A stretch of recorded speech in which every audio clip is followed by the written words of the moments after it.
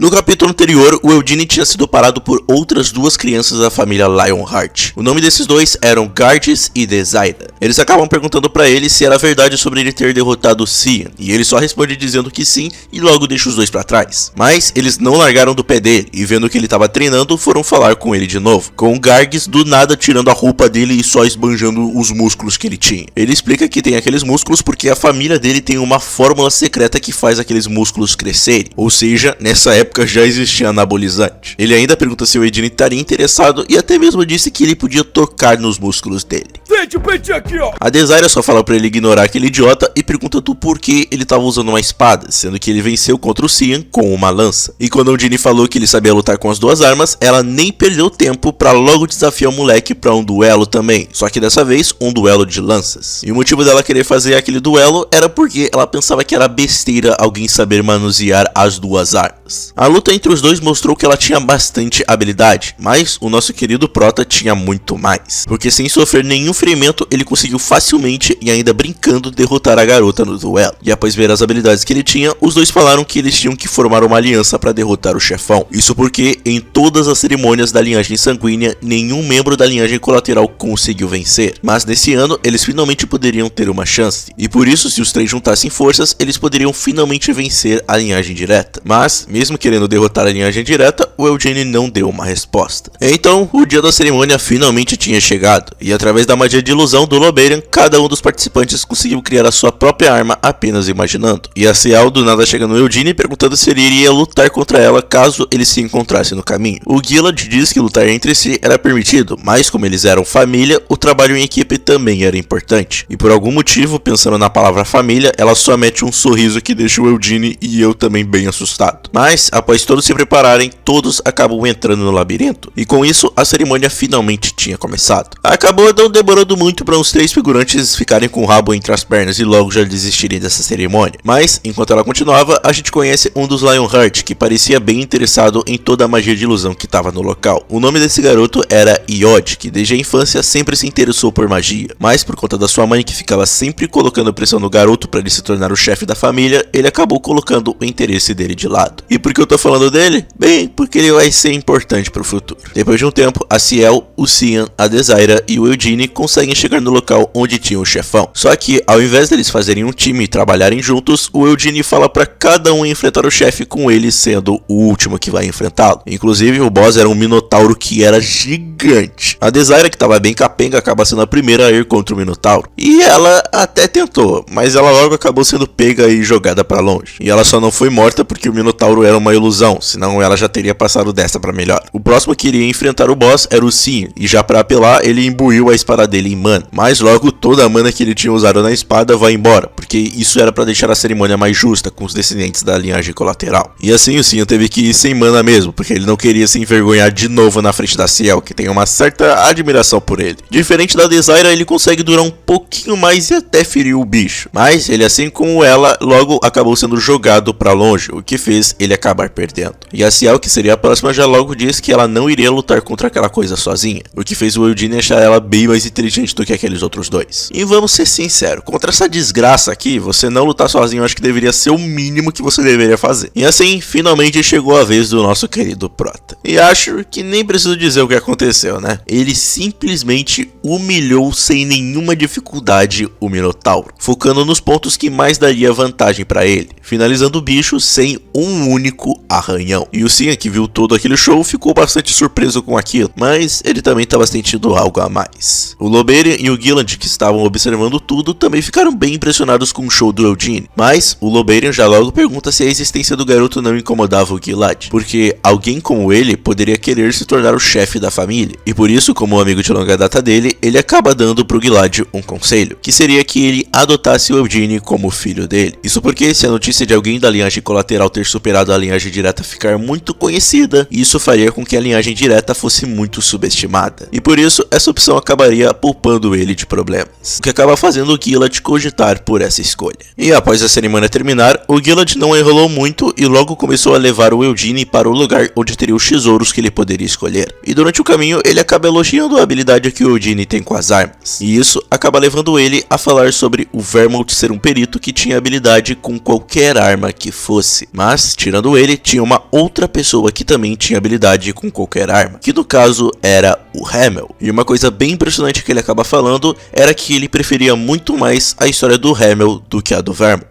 E o motivo disso era a força de vontade que o Hamel tinha. Mesmo sendo superado em todos os quesitos pelo seu rival, ele nunca desistiu de tentar alcançá-lo. O que acaba impressionando e também deixando o Eugene muito feliz, que diz que aquela também era a sua história favorita. Eles logo chegam no lugar onde teria o tesouro, se o Gilad deixa ele entrar sozinho no lugar, já que se ele fosse junto, o Eugene poderia basear a sua escolha no gosto dele. E quando ele entrou na sala, ele já foi recebido pela espada que o Vermont usava quando estava vivo, que aliás era o único tesouro que o Eugene não tinha permissão de tirar de lá. Mas, sendo o moleque que é, ele queria testar para ver se ele podia tirar a espada dali, o que infelizmente ele não conseguiu, porque a espada escolhia quem poderia tirar ela dali, e o único que ela já permitiu foi o Vermont. E vendo que não dava para escolher a arma mais poderosa, ele procurou por outra, o que foi bem difícil, porque todas as armas que tinham lá eram muito boas. Mas entre os tesouros que tinham lá, um acabou chamando e muito a atenção dele, que no caso era um colar. Só que esse não era um colar comum, e sim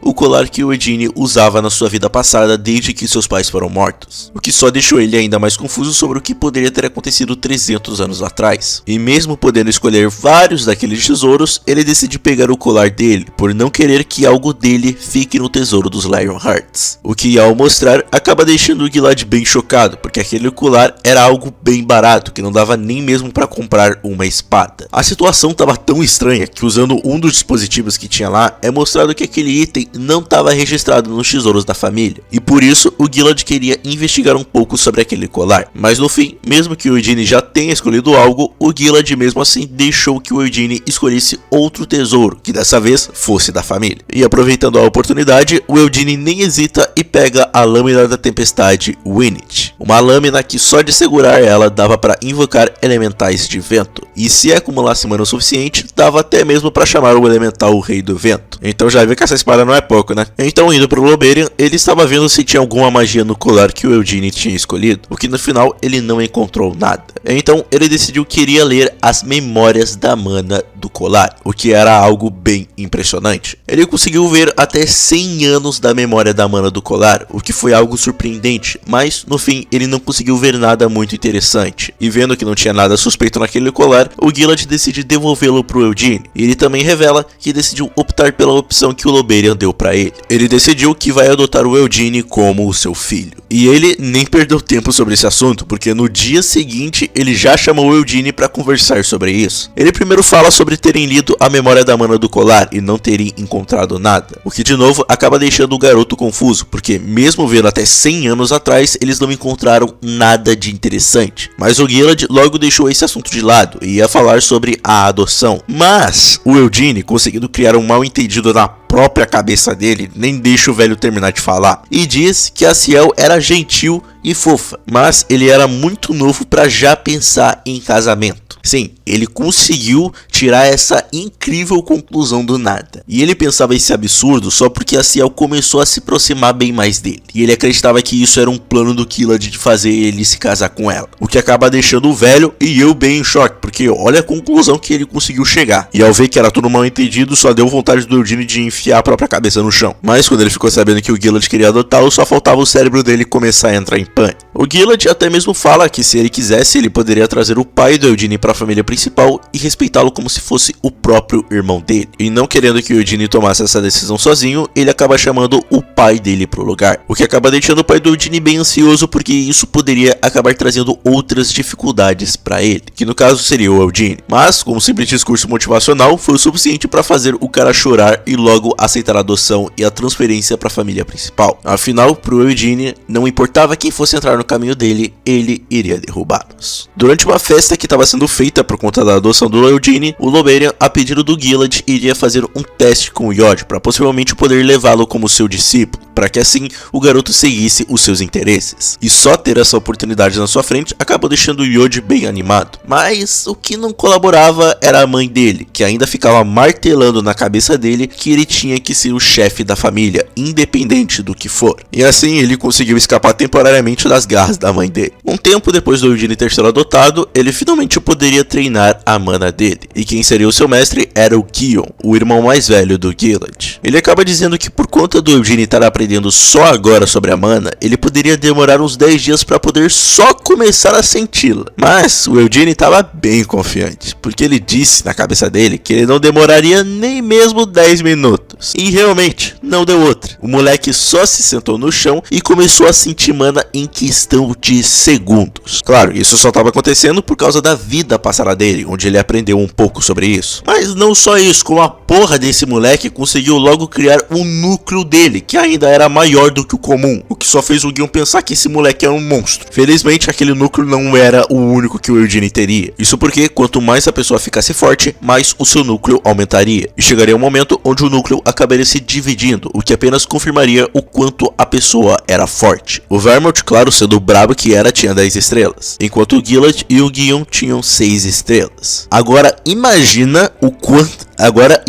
quantas estrelas o nosso prota, que já tem experiência da vida passada, vai ter. Eu tô apostando que ele passa de 6 estrelas, hein? Mesmo ficando bem cansado, o Eugene não queria perder tempo e queria botar a mana dele em ação. E ele faria isso usando a lâmina da tempestade Winnet para conseguir invocar o Rei do Vento. Eu não sei se vocês perceberam, mas esse moleque ele é meio maluco das ideias. Por incrível que pareça, ele conseguiu entrar em contato com o Rei do Vento, que através da alma dele conseguiu reconhecer o Eugene como o Hamel. E o Eugene, sem paciência, logo pergunta pro Rei do Vento o que tinha acontecido 300 anos atrás com os companheiros dele. E a única coisa que o Rei do Vento sabia era que na luta contra o Rei Demônio era que tinha sido uma luta muito difícil, onde só o Rei Demônio e o Vermont ficaram de pé. E no final, a única coisa que o Vermont fez foi embanhar a sua espada. E naquele momento, o Rei do Vento não pôde mais saber o que aconteceu. E ouvindo, o Eugene parecia um cachorro que contraiu raiva, porque ele não parava de xingar o Rei do Vento querendo mais alguma resposta sobre o que tinha acontecido. Mas a comunicação entre os dois logo estava sendo cortada, porque eles só estavam conseguindo se falar porque o Rei do Vento tinha forçado aquela entrada. E assim ele acabou deixando um Eugene que usou muita mana e só caiu todo esbagaçado. E quando ele acorda, o Gilad e o Gion vão perguntar o que aconteceu. E claro, não podendo falar o que realmente aconteceu, ele basicamente explicou que o Rei do Vento tinha aparecido para ele, mas que no fim foi embora porque no momento ele não era forte o suficiente. E após os dois irem embora, o Eugene acaba ficando mais confuso ainda do que poderia ter acontecido 300 anos atrás. Então, se ele quisesse descobrir a verdade, ele teria que ir até os lugares onde seus amigos estavam para descobrir o que aconteceu com eles. Mas por enquanto, ele teria que ficar mais forte,